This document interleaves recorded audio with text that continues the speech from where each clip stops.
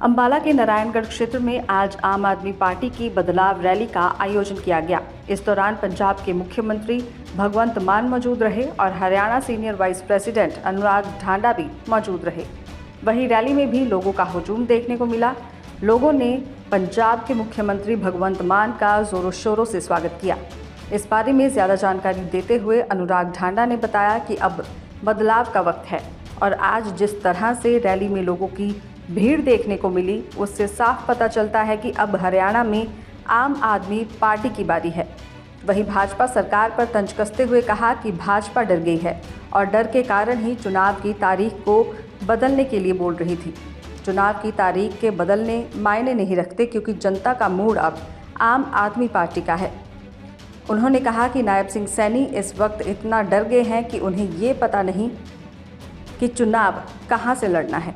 संदेश है कि इस बार लोग पार्टी नहीं बल्कि पूरा सिस्टम बदलना चाहते हैं। जो ये एक बार एक पार्टी एक बार दूसरी पार्टी, ये जो सिस्टम चला हुआ है इसको पूरा बदलना चाहते हैं इस बार लोग, और आम आदमी की सरकार बनाना चाहते हैं। लगभग ऐसा ही माहौल पूरे इस इलाके में देखने को मिल रहा है। हम जहाँ भी जा रहे हैं वहाँ पर ज़बरदस्त जन सैलाब उमड़ता है। ये संकेत है इस बात का कि हरियाणा में आने वाले वक्त में आम आदमी पार्टी की सरकार बनने जा रही है। पूरी ताकत से आम आदमी पार्टी ये हरियाणा विधानसभा चुनाव लड़ रही है और हमें उम्मीद है कि बहुत जल्द अरविंद केजरीवाल जी भी बाहर होंगे और ज़ोरदार प्रचार इस वक्त पूरे हरियाणा के अंदर आम आदमी पार्टी का चला हुआ है। अगले 15 दिनों के अंदर हम 40 बड़े कार्यक्रम कर रहे हैं, जिसमें रोड शो हैं, जिसमें टाउन हॉल हैं और जिसमें इस तरीके की रैली है जैसी आज नारायणगढ़ में हुई।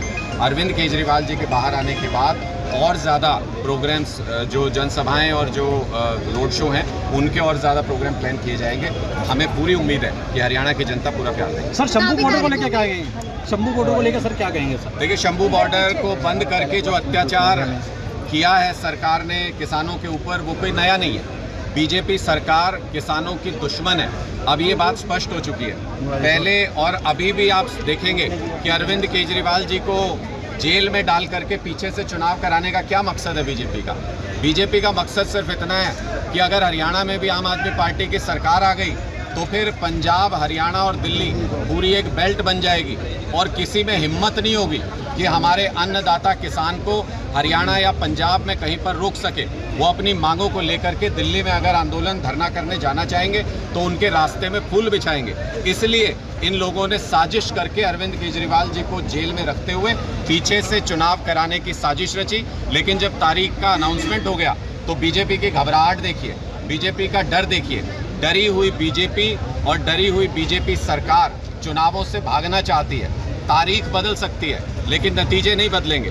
तारीख बेशक 5 हो लेकिन बीजेपी के लिए नतीजे वही होंगे। डबल डिजिट टच नहीं करेगी इस बार भारतीय जनता पार्टी, 2 डिजिट में नहीं जाएगी। मैं कह तो रहा हूँ कि पूरी बीजेपी में अफरा तफरी मची है। आम आदमी पार्टी जिस तरीके से हरियाणा के लोगों के मन में बस चुकी है, जिस तरीके से पूरे इलाके में, पूरे प्रदेश में परिवर्तन का माहौल है, उसको देख करके भारतीय जनता पार्टी डरी हुई है, घबराई हुई है। और मुख्यमंत्री जी ने तो घोषणाओं के अलावा किया ही कुछ नहीं है। 3-4 महीने में उन्होंने सिर्फ और सिर्फ घोषणाएं की हैं। कई लोग तो उनको मुख्यमंत्री नहीं, घोषणा मंत्री कहते हैं। लेकिन कुछ भी काम नहीं करोगे और जनता के बीच में चुनाव लड़ने जाओगे, जैसे बच्चा तैयारी ना करे और पेपर देने जाए तो डर तो लगेगा ही। तो मुख्यमंत्री जी को भी डर लग रहा है, घबराहट हो रही है। कभी कहते हैं लाडवा से लड़ेंगे, कभी कहते हैं करनाल से लड़ेंगे, कभी कहते हैं करनाल से नहीं लड़ेंगे।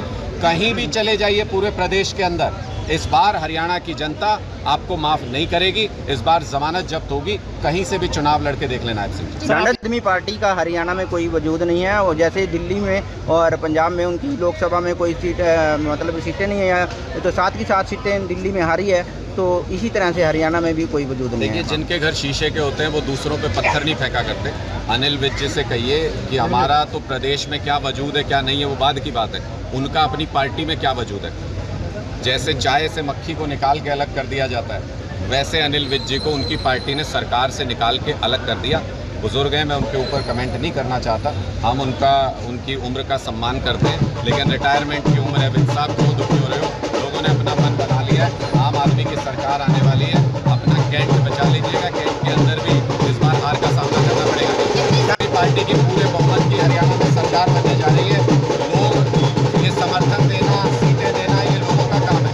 हम हमेशा हमसे लोग पूछते हैं दिल्ली में, पंजाब में कि जी आप सर्वे में नहीं आ रहे, तो हम हमेशा यही कहते हैं कि हम सर्वे में नहीं आते, हम सीधे सरकार में आते हैं। हमारा काम था लोगों के बीच में तीसरा विकल्प रखना, एक मजबूत विकल्प लोगों के सामने प्रस्तुत करना।